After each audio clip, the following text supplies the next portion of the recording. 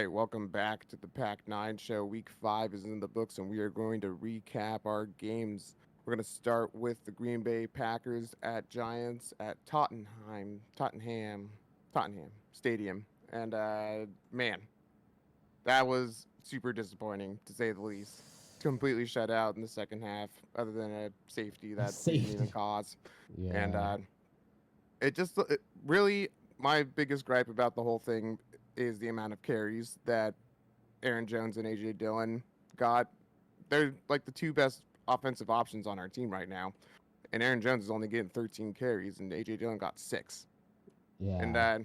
I mean, Rogers had an okay QBR last game. He had 53.4, which isn't great, but actually better than the past couple games that we've had. No interceptions. Um, but it just didn't seem like he was able to get the ball around that much to different receivers or like at all. Um, and our defense was good, but we just got we definitely got screwed by the play clock winding down to 0, and then no call for delay of game, and then they threw in the touchdown on that, which kind of changed the whole like character of the game after Yep. that. Yeah. But yeah, ultimately super frustrating. We were up 20-10 going into halftime, and we just definitely got outcoached, outplay called, whatever you want to call it.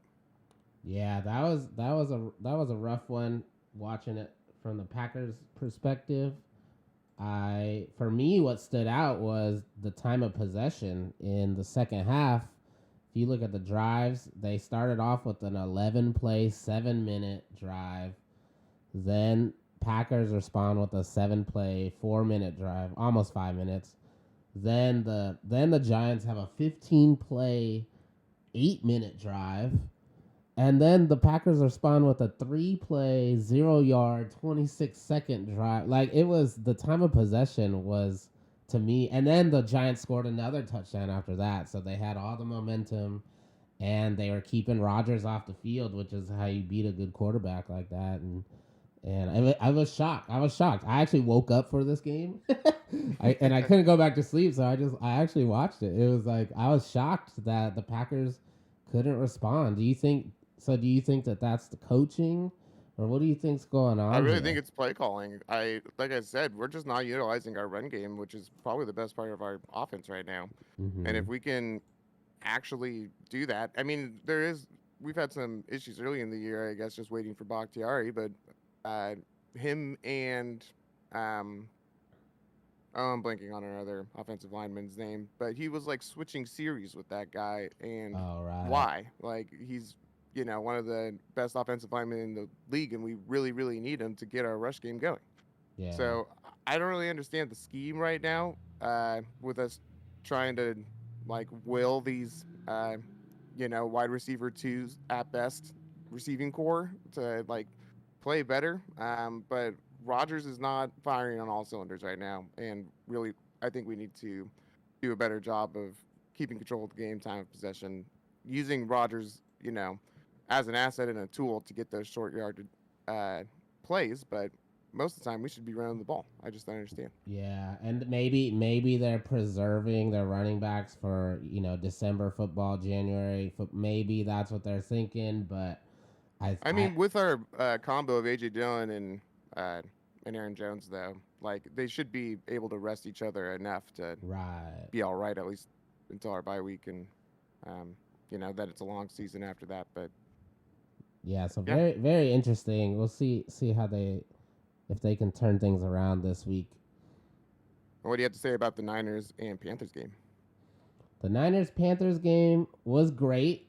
It went exactly as we were thinking. Baker Mayfield, they tried to do a bunch of short passes, and our pass rush was eventually getting to him. And I think we played a solid game. The offense wasn't even that amazing either. To be honest, it wasn't the best. Tevin Coleman came in kind of clutch, so shout out to Tevin Coleman, helping out running backs. Jeff Wilson had a good game, and the defense got a pick six. Now Emmanuel Mosley out for the season with a torn ACL. That is huge. He's the one who got the pick six. He's one of the top corners, especially for our team. So that was a big blow. And Yeah. we may have had another injury. So we kind of, and then Nick Bosa got out with a groin injury. So we had some injuries. I haven't really checked up on him. I don't know if those are going to be. I know E-Man, his injury, that's out for the season. So it was a good win, but there were some losses down the road that could hurt us. But I think our depth, cornerback, which is surprising to say, the Niners have some depth at cornerback, kind of. So that's interesting. So overall, I think it was a great game, solid win, um, and it's just on to the next. Yeah, you were pretty close with your prediction too. You predicted 31-10. The final score was 37-15. Yeah. And 15 is kind of a weird number to get to. But Yeah. yeah, I think that this exposed a lot of Carolina. Obviously, this week Matt Rule was fired. Oh Baker yeah. Mayfield had a QBR of 25.5. You guys were able to hold Christian McCaffrey to 54 yards. It Yeah. was, and of course your pick six as well. Like it was a good outing for your defense. Your offense, it really ran through Jeff Wilson. You got 120 yards and a touchdown. That was awesome. I was kind of surprised at how well the ball was spread. I mean, Ayuk, Kittle, Jennings, Coleman, Juszczyk, Samuel, all got receptions. Yeah, and we And started like feeding Kittle like in the very beginning. Like mhm. we were purposely getting him the ball. I think he might have fumbled or something though, but Yeah, but yeah, I think it was a very solid Niners game, and I guess we'll see if they can keep that moving forward. And who knows about the Panthers? yeah. So, Alex, who do you think is the happiest fan base after Week 5? Week 5, the happiest fan base. I'm going with the New York Jets on this one. I think they're a team that right now is 3-2. Very surprising, and they look like, I know they're playing a banged up Dolphins team, but hey, a win's a win, and a division win at that is even better. And looking at their schedule, they play some teams that aren't really doing too hot. They got a couple tough opponents, but some of the teams they're not really doing so hot. So I think they've got a good little outlook right now. Yeah, I agree with that. And my pick is the Dallas Cowboys. They knocked off the defending champs, the Rams, 22-10 last week. There was a bunch of question marks surrounding this team. I love seeing that. With how well Cooper Rush was going to do once Dak Prescott got out. It looks like he's doing just fine. Yeah.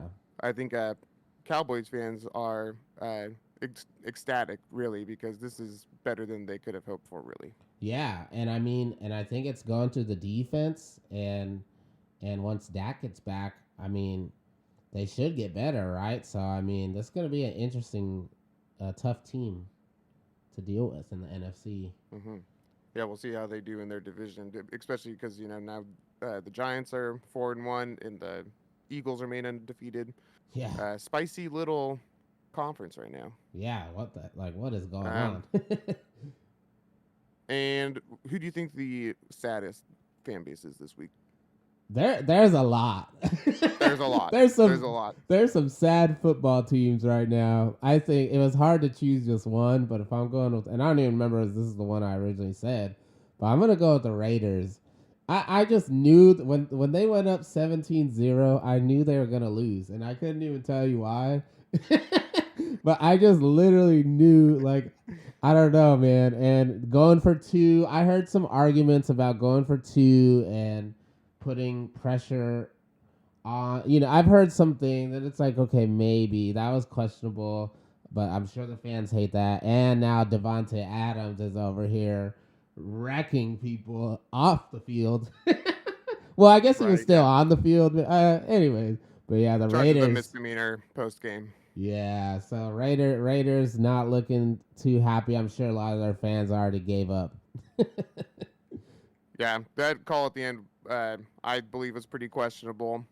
I think they would have had a better shot if they had tried to force it into overtime and just stop the Chiefs from getting a field goal. And all their losses are super close. Like Oh It's yeah, it's a ridiculous. disappointed fan base for sure. Yeah. And like you said, there were a lot of choices to choose from this week. The Broncos definitely have a disappointing fan base, and Mm-hmm. the Lions too, getting shut out by New England this week is a major bummer for them. But Yeah. I actually think that the Panthers are the saddest fan base after week 5. I mean, they fired their head coach. Is It Baker a coach killer? Is that what's going on here? it probably is. Maybe it's time for Sam Darnold, who may also be a coach killer. Who knows? But man, I just don't see what they're doing now. They're 1-4. There's really no hope for them to get to the postseason, and they might have a couple of spicy games, just because when a new coach comes in, teams for some reason like to play out of their mind the next game, and maybe they just decide to feed Christian McCaffrey the ball 30 times. Who knows? Yeah. Um, Yeah. but I think that really they're not even really clear on what the future of this team is, and they're in a pretty sad state of affairs. Yeah, I feel for them, even though we did just destroy them. But I still feel for them though. Yeah, you guys got Matt Rule fired. Poor guy. I'm sorry. All right, that's all for the Week 5 recap show. Thanks again for tuning in. Make sure to like and subscribe and retweet, reblog, and tell your grandma Yes. about the Pac 9 show. And we Yes. will see you next time.